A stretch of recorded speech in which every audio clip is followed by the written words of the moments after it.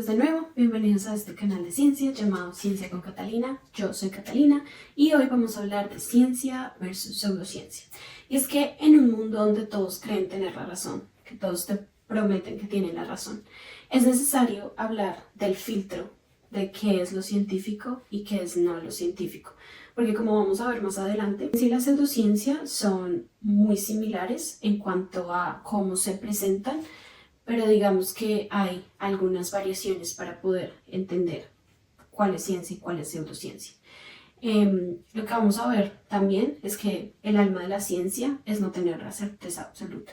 Según Stanford Encyclopedia of Philosophy, Science versus Pseudoscience, nos dice que una de las preguntas más importantes en filosofía de la ciencia es el problema de demarcación, que básicamente es que no existe una línea simple o perfecta que separe ambas, pero sí hay criterios que nos ayudan a diferenciarlas. La ciencia no se define solamente por qué temas se está estudiando, sino también cómo los estudia. En la ciencia encontramos que se somete a pruebas y cuando la evidencia lo amerita, es refutada también. En cambio, en la pseudociencia encontramos que, aunque la forma en la que se presenta, es decir, el lenguaje técnico, gráficas, esta no quiere ser refutada. Yo necesito ejemplos porque, como están viendo ahí atrás, yo soy muy visual. Necesito imaginarme las cosas para poderlas entender. Entonces, acá va un ejemplo de lo que es la pseudociencia, cómo se presenta la pseudociencia.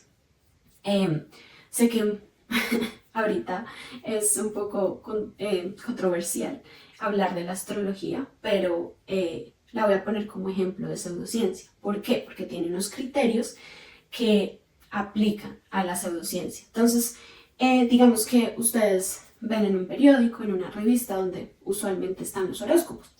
Y el ejemplo dice así: esta semana sentirás una energía renovada y podrías enfrentar un desafío en el ámbito personal. Digamos que esta afirmación no tiene la capacidad de ser refutada. ¿Por qué? Porque tiene lo que sí y lo que no. No importa qué te suceda en la semana. Si, por ejemplo, te pasó algo complicado, pues ese es el desafío personal. Pero si a la vez no te pasó nada, pues fue la energía renovadora que te ayudó a no tener ningún desafío esa semana. Entonces, digamos que acá quiero hablar de dos factores importantes, y uno es la irrefutabilidad y el otro es el efecto Barnum. Digamos que en cuanto a la irrefutabilidad es que, pues, estos dos se relacionan, porque mientras el efecto Barnum es que tiene un lenguaje tan vago y no preciso que pues se puede dar a muchas interpretaciones. Y la irrefutabilidad es que cómo vas a refutar una afirmación que tiene como consecuencia las dos partes. Es decir, no hay una forma de refutarlo, ¿verdad? Entonces esa es la principal diferencia, criterio de diferenciación entre ciencia y pseudociencia. Porque la ciencia siempre está buscando nuevas pruebas de que la teoría que fue verdadera ayer sigue siendo válida hoy, ¿sí? Y vamos a hablar de lo que es algo muy importante en la ciencia. La teoría la van a encontrar como la falsabilidad o el falsacionismo de Karl Popper. Y básicamente es que una teoría científica debe poder demostrarse falsa si la evidencia lo contradice. La ciencia no promete certezas absolutas, propone algo más incómodo: corregirse, y esa disposición a cambiar, lejos de una debilidad, es precisamente lo que hace que la ciencia sea confiable. Ahora vamos a profundizar un poquito en lo que es el falsacionismo de Karl Popper. Una idea no se define por ser verdadera, sino por aceptar pruebas que podrían demostrar que es falsa. Digamos que acá me quiero detener un poco porque en lo que a mí concierne me fue un poco complicado entender esa proposición de si una idea es verdadera, tiene que someterse tiene que poder ser falsa. Y pues, no sé ustedes, pero a mí me costó un poco, porque bueno, si la evidencia nos está diciendo que algo es verdadero, ¿por qué tiene que ser falso luego? Y si después de, digamos que, rumiar un ratico, ya lo entendí, Pero en mi caso me sirvió un ejemplo. Entonces les voy a dar dos ejemplos. Otra vez, amigos, ejemplos. Porque amo los ejemplos y otra vez, soy muy visual. Y a ver, imagínense esto. Entonces yo a ustedes les doy una hipótesis. Mi hipótesis es que todos los cisnes son blancos. Yo les voy a decir a ustedes, todos los cisnes son blancos. Entonces, ¿qué hay que hacer científicamente hablando? Tenemos que probar esa hipótesis. Entonces yo les digo, vámonos para un lago. Y en ese lago vamos a hacer un muestreo de 4 días. Entonces, el primer día vemos por el tiempo que estemos, no sé, cuándo, el tiempo que quieran estar en ese lago conmigo, acompañándome y charlando, lo que sea. Y el primer día vamos a ese lago y vemos un cisne blanco. Segundo día, vamos al lago y vemos 100 cisnes blancos, contamos 100 cisnes blancos. Tercer día, vamos al mismo lago y contamos 1.000.000 de cisnes. Cisnes en el lago, perdón. Y el último día, el cuarto día, vemos un montón de cisnes blancos, pero encontramos un cisne negro. Es decir, que ahí ya se nos cayó la hipótesis, porque encontramos una sola prueba de que lo que estoy diciendo no es verdad. Una sola observación puede falsar nuestra teoría. Y es que en ciencia, si tenemos 1.000.000 de observaciones, no quiere decir que ya la teoría está probada. Pero una sola observación que contradiga la teoría puede falsar completamente nuestra hipótesis y por ende la teoría también. Entonces, por eso es que en ciencia hablamos de teorías. ¿Por qué? Porque es que la ciencia nos da a nosotros, nunca nos va a dar una verdad absoluta. Y ojo ahí, si le prometen una verdad absoluta en ciencia, corra. No es ciencia. Puede ser pseudociencia o mala ciencia, bueno, en fin. Pero la cosa es esa, es que tenemos que empezar a entender y hacer ese filtro, ¿verdad? El segundo ejemplo que quiero poner es un ejemplo más científico. El ejemplo que quiero poner ahora es, yo soy médico, soy la líder de un grupo que está investigando un medicamento para la presión arterial. Entonces, ¿qué hace la ciencia? Grupos controlados, grupos placebo, estadísticas. ¿Y qué pasa? Que si el medicamento no reduce la presión arterial, entonces la hipótesis falla.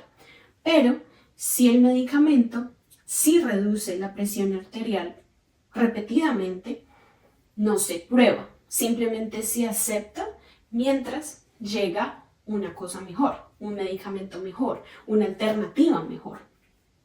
Es decir que prácticamente se acepta mientras llega una nueva alternativa. Y si la otra alternativa es mejor y contradice con evidencia la anterior de que el nuevo medicamento en este ejemplo no tiene efectos secundarios o funciona más rápido, bueno, muchas cosas que pueden pasar ahí, pues esa es la que se va a empezar a utilizar.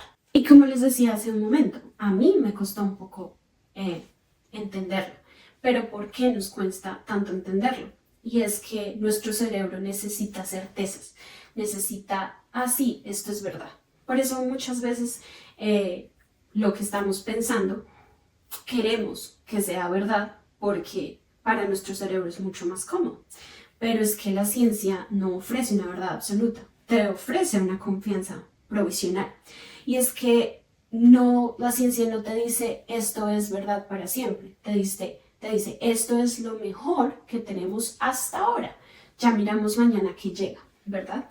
Y pues a mí eso me parece poderosísimo, porque la capacidad de cambiar y no querer tener la razón todo el tiempo, eso es lo que me parece que es el alma de la ciencia. Y aceptar que está equivocado, ¿verdad? En ciencia la evidencia no prueba que algo sea real para siempre, sino que lo prueba por el momento, hasta que llegue algo mejor. Y es que esa es la diferencia más grande entre ciencia y pseudociencia.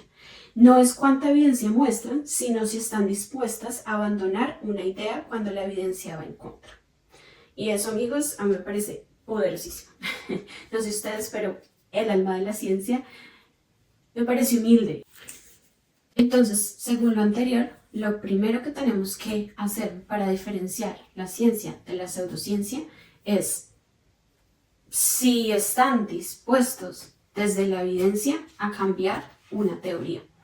Y pues, si no, ya vamos teniendo un problema. Creo que, y ahora quiero hablar de alguien del que he hablado en todos mis videos hasta ahora, y es de el astrónomo Carl Sagan y comunicador de ciencia. Yo lo conocí con Cosmos en 1900. Bueno, él falleció en el 96, yo nací en el 96, entonces pues él ya no estaba cuando yo empecé a ver sus videos y sus videos de divulgación científica, pero cuando era muy chiquita, sí, me gustaba mucho verlo. Y resulta que, pues yo siempre lo menciono porque pues tiene como un espacio muy importante para mí en mi comienzo por el gusto por la ciencia. Y pues vamos a hablar de él aquí también. Y es que él, en uno de sus libros, ese libro lo leí cuando estaba en 11, no es que nos hayan puesto a leer ese libro porque me hubiese encantado, pero yo sí lo leí porque hace tiempo me gustaba leer, hace tiempo me sigue encantando leer, y el libro es El mundo y sus demonios, y en ese libro nos habla de el Baloney Detection Kit, no sé, se me olvidó en inglés, y traducidos como el detector de tonterías. Entonces, prácticamente el Baloney Detection Kit son las reglas prácticas para evaluar afirmaciones extraordinarias. Entonces, la primera es, afirmaciones extraordinarias requieren evidencia extraordinaria. Buscar confirmación independiente. No basarse en una sola fuente. Evitar argumentos de autoridad. Considerar hipótesis alternativas. Ver si la afirmación es falsable. Otra vez, vamos al falsacionismo de Karl Popper. Desconfiar de explicaciones que se ajustan a todo. Ya vimos, el falsacionismo de Popper es muy importante en saber qué es científico y qué es no científico, pero también este filtro que nos da Carl Sagan del detector de tonterías. Entonces, digamos que algo muy poderoso que él dice en el libro es que este filtro no simplemente es para pues probarlo cuando, por ejemplo, gente te está hablando de ovnis, de conspiraciones y de abducciones. Diario vivir, si nos están hablando de terapias milagro, si nos están hablando, si un político se para ya a hablar de, yo qué sé, vacunas. Ese tipo de cosas es por las que nosotros necesitamos ese filtro para saber qué es lo científico y qué es lo no científico. Y Sagan insiste en algo muy importante, y es que el pensamiento crítico no es cinismo, es una forma de cuidado intelectual. Digamos que él siempre decía que la ciencia no es creerle a expertos, sino aprender a evaluar afirmaciones por uno mismo. Y aquí es donde viene algo de lo que he hablado en videos anteriores, y es la alfabetización científica. Porque, otra vez, es poco práctico pretender que toda la ciudadanía, el 100% de las personas en todo el mundo, sepan de ciencia, pero digamos, este tipo de cosas son muy importantes, estos pequeños filtros. Gracias por escucharme, gracias a todos por escucharme, verme, si están viendo ahí el videito. Y nada, como les digo siempre, si tienen correcciones, si tienen comentarios, preguntas, lo que sea, lo pueden dejar ahí en la cajita de preguntas. Si no, también por redes sociales, pues ahí nos estamos charlando. Si me equivoqué, me corrigen por favor de la forma más respetuosa y amable posible, porque no hay necesidad de ser tan maluquito. Y ya, gracias por verme. Otra vez lo dije, en fin. Y nos vemos en el próximo video. Bye.